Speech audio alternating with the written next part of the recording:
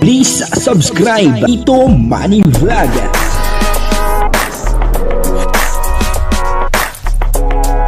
Payagan po si Tito Manny Vlog na mag-reactor para pambiling gamot sa kanya pong karamdaman. Wala man siyang records ng ng awayan. Yan po, nalungkot daw po si Kalingap Dan, dahil po dun sa pangyayari. Papanoorin po natin yung video at bigyan po natin ng konting reaction. Pero bago po yan, ako muna po bumabati sa inyong lahat ng magandang umaga, magandang tanghali, at magandang gabi sa inyong lahat, mga kapatid. Saan man kayo ng panig ng mundo naroon ngayon, ay mag-iingat po kayo palagi at pagpalain kayo ng ating Panginoon.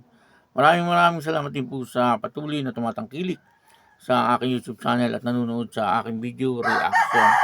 Pakasuportahan po sila Kuya Bal Santos Matubang, Kalingap Rab, Ate Edna Vlog, Jack Tapia, at syempre mga kasamahan po natin sa Karepa, ganun din po yung Team Views at yung mga charity vlogger na Kalingap partner.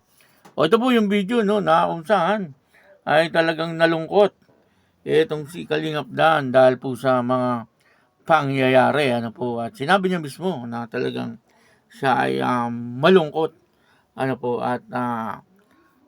yun po, papanoorin po natin yung video. At ang kabuuan po ng video ito ay mapapanood po natin sa YouTube channel ni Ria Olarte. Ano ang feeling na yung special someone mo malayo sa'yo?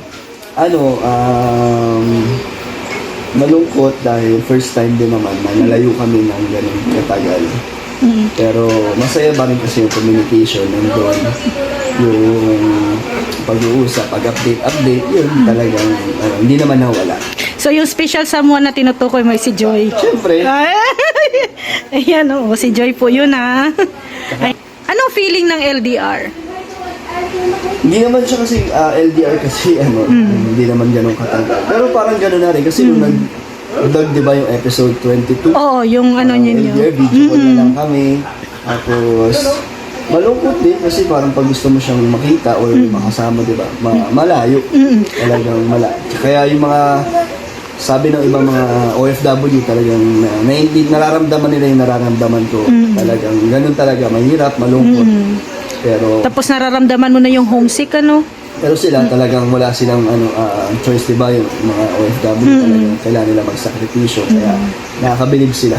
Kaya nila ng taon-taon na walang uwian, di ba? Oo, 2 years yun, mahigit. Kaya, Yun nga po, dito po ay ini-interview ni Ria Olarte, itong si Kalingap Dan, at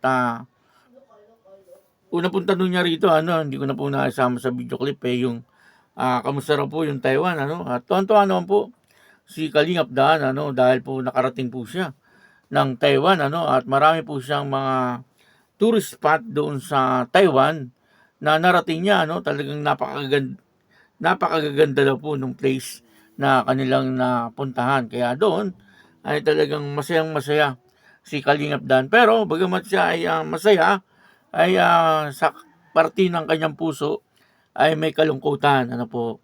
At yun na nga, ang kalungkutan po niya ay yung nagkalayo po sila ni Joy Diwata. Medyo mahirap daw po pala yung LDR, talagang naandun yung sakripisyo. Kasi nga, first time nga po nilang magkalayo ni Joy Diwata, kung sa ilang buwan na po nilang pagiging magka-love team, ay ngayon lang po sila nagkalayo, Kaya ang sabi niya, kung babalik po siya ng Taiwan, sabi niya po dati, ay isasama niya po itong si Joy Diwata. Para nga naman masaya. At maramdaman din po ni Joy Diwata, yung mga napuntahan niya sa Taiwan, ay makita rin ni Joy Diwata at maramdaman din po niya kung gaano kasaya, yung pumunta po doon sa mga tourist spot ng Taiwan. Po. Kaya si Kalingap Dan ay nalungkot dahil po doon sa pangyayari na sila ay nagkalayo. Pero, gayon pa man, siyempre, nasubukan po niya, kung paano po na sila ay magkalayo at talagang na-miss niya po rito etong si Joy Diwata.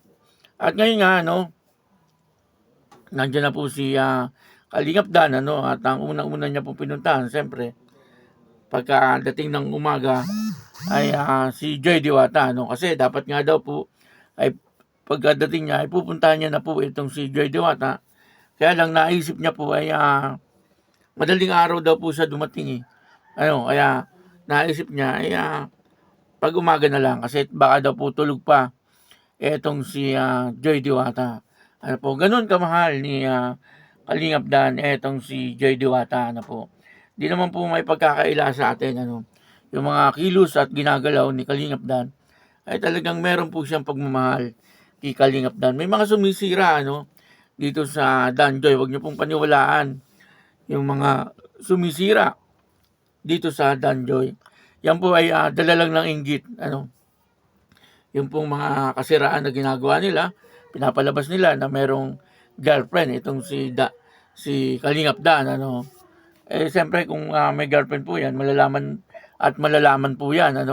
Kasi siyempre yung mga K-boys, yung mga Kalingap Angel, hindi naman po yan papayag na si Joy Diwata ay lolokohin ni Kalingap Dan. Lalo na po ang Team Brooks. At naandun po si Kuya Brooks. Alangan naman po na si Kuya Brooks ay magsasalita po siya sa live ng mga kasinungalingan. Hindi naman po siguro. Siyempre kung may girlfriend na po itong si Kalingap Dan, ay sasabihin po yan ni Kuya Brooks. At alam naman po nating lahat na itong si Kuya Brooks, po ito, tapat po ito. Kumbaga, ay talagang may prinsipyo. At saka hindi naman po gagawin yon ni Kalingap Dan na lokohin itong si Joy Diwata. Yun po ay issue lang. Issue lang yun. Wala po yung katotohanan. Kung meron man pong girlfriend si Kalingap Dan, siyempre, ay malalaman po yan. Hindi naman po hindi pwedeng hindi sisingaw yan. Pero ako po ay naniniwala na yan ay kasiraan lang. At ayan ay walang katotohanan. Kasi nakikita naman po natin ang pagmamahal ni Kalingap Dan dito kay Joy Diwata. Kaya sana mga gumagawa dyan ng issue tungkol sa Dan Joy ay hindi nyo po matitinag itong Dan Joy. Sapagkat yung mga supporters po nito ay talagang mahal na mahal po ang Dan Joy. At ito po yung mananatili itong Dan Joy na to hanggang sa makagraduate o higit pa sa pag-aaral itong si Joy Diwata. Kaya yun, po kayo maniniwala sa mga issue. Ang katunayan po niya na yun, nalulungkot nga itong si Kalingap Dan kapag napapalayo sa kanya itong si Joy Diwata. Kaya yun, maraming salamat po sa inyong lahat. At ako po si Tito Manny Vlog na nagsasabing God bless you all. Diyos mabalos.